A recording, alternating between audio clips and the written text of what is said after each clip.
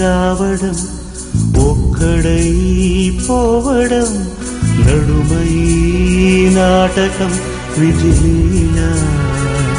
ఈ దృశ్యాన్ని చూస్తేనే అర్థమైపోతుంది ఎవరైనా ఊపిరొదిలితే ఆ ఊరి వాళ్ళెంత యాతన అనుభవిస్తున్నారు. ఆయువు తీరిన వారి అంత్యక్రియలు జరపడానికి బతికున్న వాళ్లు ప్రాణాలకి తెగించాల్సి వస్తోంది. పచ్చటి తివాచీ పరిచినట్లు అందంగా కనిపించే కోనసీమ అది. కరువు కాటకాలేం లేవు. ఉన్నంతలో సుఖంగానే బతుకుతున్నారు అక్కడి జనం. కాకపోతే ఊళ్ళో ఎవరైనా కన్ను మూశారన్న వార్త చెవిని పడగానే బంధుమిత్రుల గుండెలు గుబేలుమంటున్నాయి. అంతిమ సంస్కారాలు పూర్తయ్యేదాకా అందరికీ టెన్షనే.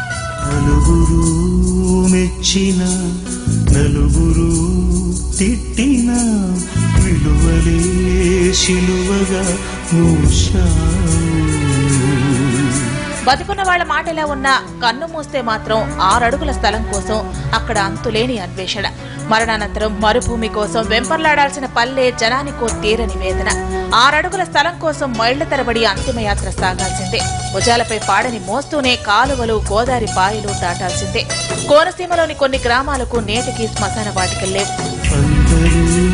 సుఖపడి సంగమే కోరుతూ మందిలో మార్గమే వేశారు. మృతదేహం గోదావరి ఒడ్డుకు చేరాలంటే మోసుకుంటూ పంట కాలువలు దాటించాల్సిందే.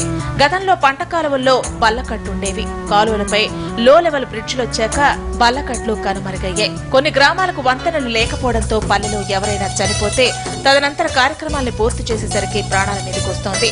మైళ్ల తరబడి మృతదేహాన్ని మోసుకుంటూ ముందుకు సాగాల్సిందే. ప్రమాదాల్ని కూడా లెక్క చేయకుండా అరటిపోతల్ని తెప్పలుగా చేసుకునే మృతదేహాల్ని పంట కాలువలు దాటిస్తారు. ఇక గోదావరిలో వరద ఉధృతి ఉన్న సమయాల్లోనైతే పరిస్థితి మరీ దారుణంగా ఉంటుంది. లంక భూములు వరద నీటిలో ఉండటంతో మరో దారి లేక ఏటిగట్ల పక్కనే ఖననం చేస్తారు. గోదావరిలో వరద పెరిగితే చివరికి ఖననం చేసిన మృతదేహాలు కూడా ప్రవాహంలో కొట్టుకుపోతుంటాయి.